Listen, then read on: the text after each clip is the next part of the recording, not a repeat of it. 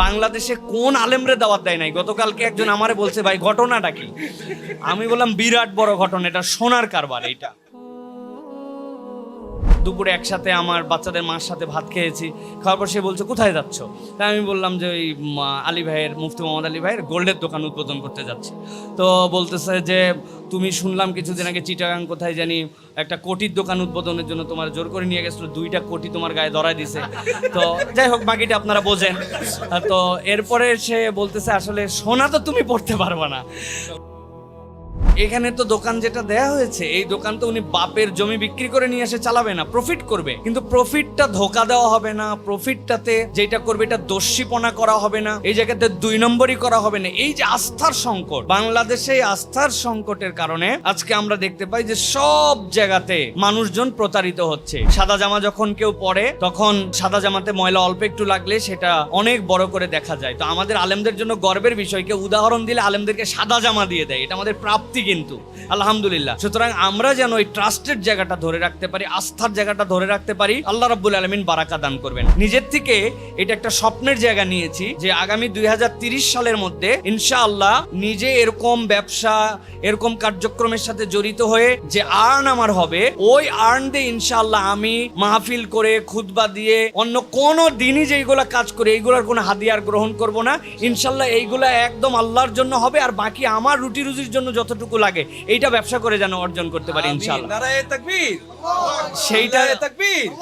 আসসালামু আলাইকুম ওয়া রাহমাতুল্লাহি ওয়া বারাকাতুহু। বিসমিল্লাহ, আলহামদুলিল্লাহ, ওয়াসসালাতু ওয়াসসালামু আলা রাসূলিল্লাহ ওয়া বাদ। আজকের এই আনন্দঘন মুহূর্তে আল হিদায়াহ জুয়েলার্স আজকের এই ঢাকার এই শাখায় যেটা উদ্বোধন হতে যাচ্ছে, এই প্রতিষ্ঠানের কর্ণধার ইডেন অনেক আলেম ওলামা আছেন, সাথে মুফতি মোহাম্মদ আলী ভাই আমাদের অত্যন্ত প্রিয় ভাই এবং পরিচিত মুখ আমাদের। তার নেতৃত্বে যে চমৎকার কার্যক্রম চলছে এটা প্রমাণ করে মুফতি মোহাম্মদ আলী ভাই বলতে দ্বিধা নাই, ফেনীর মানুষ, কিন্তু একটা ফেনীর মানুষ তার শাখায় সফল হয়ে ঢাকাতে এসে শাখা উদ্বোধন করছেন, এখানে এসে ব্যবসায়িক কার্যক্রম পরিচালনার জন্য যে উদ্যোগ গ্রহণ করেছেন, এটা আমরা বলতে পারি যে আলী ভাইয়ের আল্লাহ রাব্বুল আমিন যে বিচক্ষণতা দিয়েছেন, আল্লাহ তার যে রহম করেছেন, তার প্রতি যে বারাকা দান করেছেন, পিতামাতা তার জন্য যে দোয়া করেছেন, এবং তার যে সত্যনিষ্ঠা এবং কিছু করে দেখাবো এই যে মানসিকতা লেগে থাকা, এইটা কিন্তু আল্লাহ রাব্বুল আলামিন তাকে এই জায়গায় নিয়ে আসছেন, আলহামদুলিল্লাহ। আলী ভাই 2-3টা কথা বলেছেন, আমি 2টা পয়েন্টের কথা আপনাদের কাছে বলে রাখতে চাই। একটা হচ্ছে যে ব্যবসার ক্ষেত্রে সবচেয়ে বড় শর্তের জায়গাটাই কিন্তু বিশ্বস্ততা। আল্লাহ রাব্বুল আলামিনের নবী সাল্লাল্লাহু আলাইহি সাল্লাম ব্যবসার জন্য দোয়া করেছেন, ব্যবসার মধ্যে বারাকার কথা বলেছেন,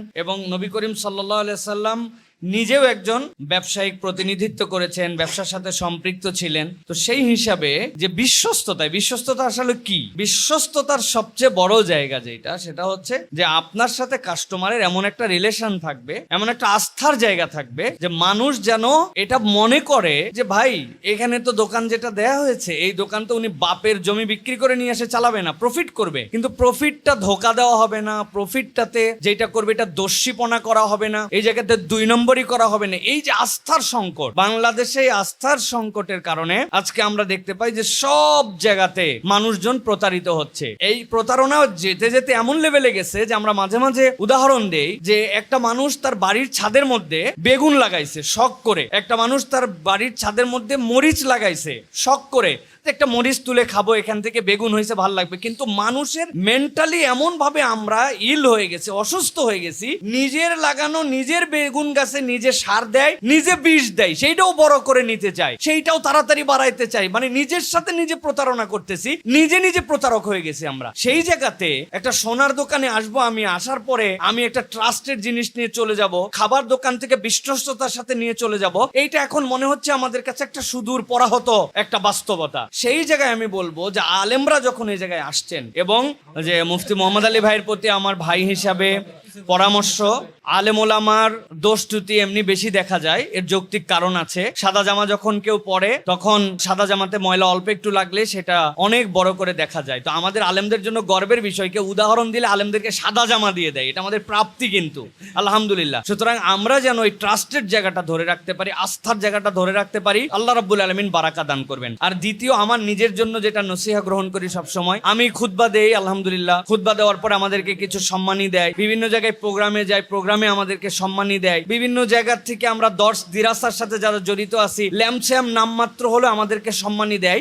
এবং এইটা দিয়ে কিন্তু আমাদের আলহামদুলিল্লাহ সংসার চলে। সত্য কথা বলতে আমরা আমাদের বাচ্চা কাচ্চা প্রতিপালন করি। তো আমি নিজের থেকে এটা একটা স্বপ্নের জায়গা নিয়েছি যে আগামী 2030 সালের মধ্যে ইনশাআল্লাহ নিজে এরকম ব্যবসা, এরকম কার্যক্রমের সাথে জড়িত হয়ে যে আর্ন আমার হবে, ওই আর্ন দিয়ে ইনশাআল্লাহ আমি মাহফিল করে, খুতবা দিয়ে, অন্য কোন দিনই যেইগুলা কাজ করে এইগুলার কোনো হাদিয়ার গ্রহণ করব না।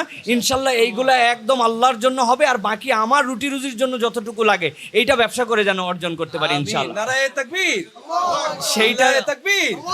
সেইটার ক্ষেত্রে মুফতি মোহাম্মদ আলী ভাই হচ্ছে আমার পথিকৃৎ। আমি মক্কা মদিনায় সব জায়গায় তার জন্য দোয়া করেছি, আমাদের ব্যবসায়ী ভাইদের জন্য দোয়া করেছি, এই প্রতিষ্ঠানের জন্য দোয়া করি। এটা একটা চ্যালেঞ্জিং ব্যবসা।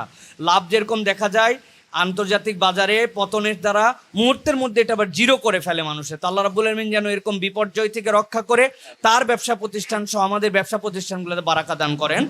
আর যারা নন আলেম ব্যবসায়ী আছেন তাদেরকে বলবো, ভাই আলেমদের থেকে আপনারাও একটু উৎসাহিত হন যে আলহামদুলিল্লাহ আলেমরা যদি ব্যবসা করেন, এরকম হালালভাবে করতে পারেন, আপনি নন আলেম হয়েও তো আপনি রাসূলুল্লাহ সাল্লাল্লাহু আলাইহি ওয়াসাল্লামের সাথে একই সাথে থাকতে পারেন, শহীদদের সাথে থাকতে পারেন। আপনার শর্ত হচ্ছে আপনার আমানতদারিতার সাথে আপনাকে ব্যবসা করতে হবে। আল্লাহ যেন আমাদের এই আমানতদার ব্যবসায়ীদেরকে বারাকা দান করেন, এই প্রতিষ্ঠানকে বারাকা দান করেন। আমাকে এখানে ডেকে এনে সম্মানিত করেছেন আলী ভাই, এই জন্য তার প্রতি কৃতজ্ঞতা জানাচ্ছি।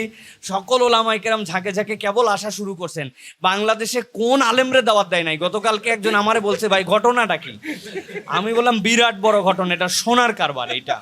হ্যাঁ, তো আলী ভাই যেটা বললেন যে সেটা একটা ফানি হলেও কথা সত্য একদম। আমি আল্লাহ সাক্ষী রেখে বলতেছি, আমি আসার সময় দুপুরে একসাথে আমার বাচ্চাদের মার সাথে ভাত খেয়েছি। খাওয়ার পর সে বলছে কোথায় যাচ্ছ? তাই আমি বললাম যে ওই আলী ভাইয়ের, মুফতি মোহাম্মদ আলী ভাইয়ের গোল্ডের দোকান উদ্বোধন করতে যাচ্ছি।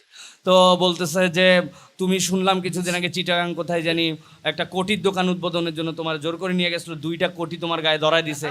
তো যাই হোক, বাকিটা আপনারা বোঝেন। তো এরপরে সে বলতেছে আসলে সোনা তো তুমি পড়তে পারবে না, তো আল্লাহ স্বর্ণ তো পড়তে পারবে না ছেলেরা। যাই হোক, এটা একটা ফানি। আলহামদুলিল্লাহ আমাদের মধ্যে এই বন্ধুত্ব, এই ভালোবাসা ওলামায়ে কেরামের মধ্যে আমাদের মধ্যে আল্লাহ যেন এই ভ্রাতৃত্বটারও বাড়ায় দেন। আমাদেরকে যেন আল্লাহ ভালো কিছু এই দেশ জাতির ভবিষ্যতের জন্য করার তৌফিক দান করেন। সাথে সাথে আলী ভাইয়ের জন্য শেষ কথা, ভাই খালি ব্যবসায়ী না, আপনার মূল পরিচয় আলেম, মূল পরিচয় মাদ্রাসার উদ্যোক্তা, মূল পরিচয় দেশ নির্মাণের ক্ষেত্রে দাঈ ইলাল্লাহ, বাচ্চাদেরকে তৈরি করে দেশ জাতির ভবিষ্যৎ তৈরি করা, ওইটার ফোকাস যেন আপনার 100% থাকে। বারাকাল্লাহু লানা ওয়া লাকুম, সুবহানাকাল্লাহুম্মা বিহামদিকা আশহাদু আল্লা ইলাহা ইল্লা আনতা আস্তাগফিরুকা ওয়া আতুবু ইলাইক। আসসালামু আলাইকুম ওয়া রাহমাতুল্লাহি ওয়া বারাকাতুহু।